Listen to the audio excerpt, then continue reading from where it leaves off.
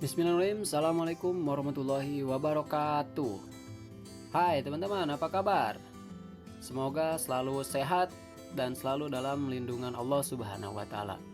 Oke, bertemu kembali bersama Mr. Soleh. Kita akan belajar sosial. Kalau sebelumnya teman-teman belajar tentang kenampakan alam daratan berupa pegunungan dan perbukitan, sekarang kita akan belajar tentang dataran tinggi, dataran rendah, lembah, delta, dan pantai. Langsung saja kita bahas tentang dataran tinggi. Apa itu dataran tinggi? Dataran tinggi adalah wilayah daratan yang luas dan memiliki ketinggian 200 sampai 600 meter di atas permukaan laut. Berikut contohnya. Kemudian, apa itu manfaat dataran tinggi? Manfaat dataran tinggi tentunya sangat banyak sekali. Ada 5 di antaranya. Yang pertama, menjadi lahan pertanian sayuran, wortel, brokoli, kubis, dan lain-lain. Ingat, lahan pertanian di dataran tinggi itu cocoknya pertanian sayuran. Kemudian yang kedua, lahan perkebunan. Perkebunan teh, cengkih, kopi, dan kina sangat cocok di dataran tinggi. Kemudian yang ketiga, lahan peternakan sapi penghasil susu juga sangat cocok di dataran tinggi. Kemudian bisa juga dijadikan tempat rekreasi, pemukiman penduduk, dan lain-lain. Berikut contoh gambarnya. Nah, ini adalah cengkih, kemudian brokoli, kemudian ada kina, sapi juga sangat cocok, dan kemudian kopi juga sangat cocok di dataran tinggi.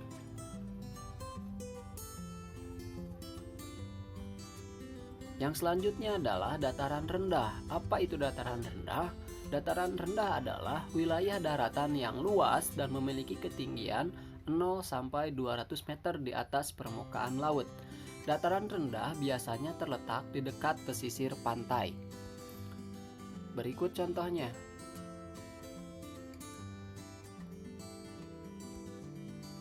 Lalu, apa manfaat dataran rendah?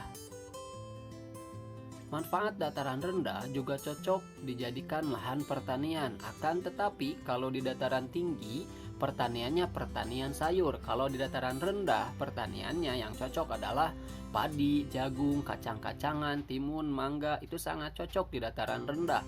Kemudian yang kedua, dataran rendah itu sangat cocok juga dijadikan lahan perkebunan tebu, karet, kelapa sawit, dan lain-lain. Peternakan hewan unggas, mamalia, dan ikan juga sangat cocok di dataran rendah. Area perindustrian apalagi dan perkantoran itu sangat cocok sekali di dataran rendah. Kemudian juga sangat cocok untuk dijadikan pemukiman penduduk. Berikut contohnya. Pertanian padi sangat cocok di dataran rendah, kemudian tebu, unggas-unggas, kemudian apalagi ini yang sangat cocok adalah perindustrian.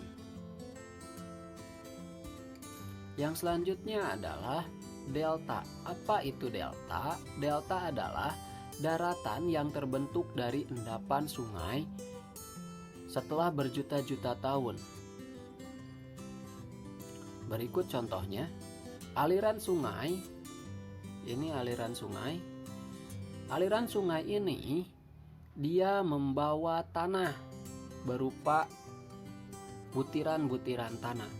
Berjuta-juta tahun dia membawa tanah. Lama-kelamaan tanah tersebut akan membentuk endapan. Nah, setelah berjuta-juta tahun, endapan itu membentuk daratan, dan daratan ini dinamakan delta. Ini delta.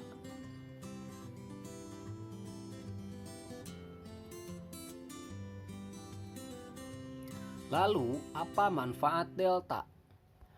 Manfaat delta ini bisa juga dijadikan pemukiman dan lahan pertanian. Ini sangat cocok. Kenapa? Karena tanah yang dibawa oleh aliran sungai ini dia sangat subur.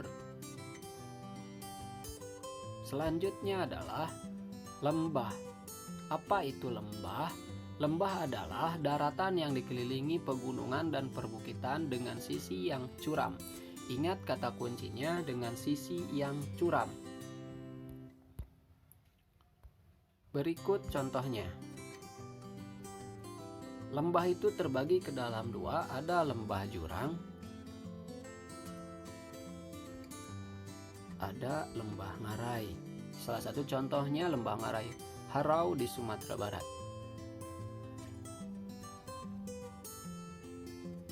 Manfaat lembah ini bisa juga dijadikan perkebunan ataupun lahan pertanian. Dan yang terakhir adalah pantai. Apa itu pantai? Pantai adalah daratan yang berbatasan langsung dengan laut. Seperti ini. Ini adalah pantai. Ini juga pantai. Daratan yang berbatasan langsung dengan laut itu adalah pantai. Lalu, apa manfaat pantai? Yang pertama, dijadikan objek wisata, seperti halnya pantai-pantai di Bali. Kalau di Jawa Barat, mungkin ada Pangandaran, Pamengpeuk, kayak gitu. Kemudian, manfaat pantai yang lainnya adalah dijadikan tambak garam. Bisa juga dijadikan perkebunan kelapa, pemukiman nelayan, ataupun nelayannya sendiri gitu ya. Kemudian pembudidayaan ikan laut dan pelabuhan. Berikut contohnya. Nah, ini pelabuhan. Kemudian tambak garam, kemudian ini objek wisata juga, di pinggirnya ada perkebunan kelapa, dan ini tambak ikan atau pembudidayaan ikan laut. Oke teman-teman, itu saja yang dapat Mister sampaikan. Sekian.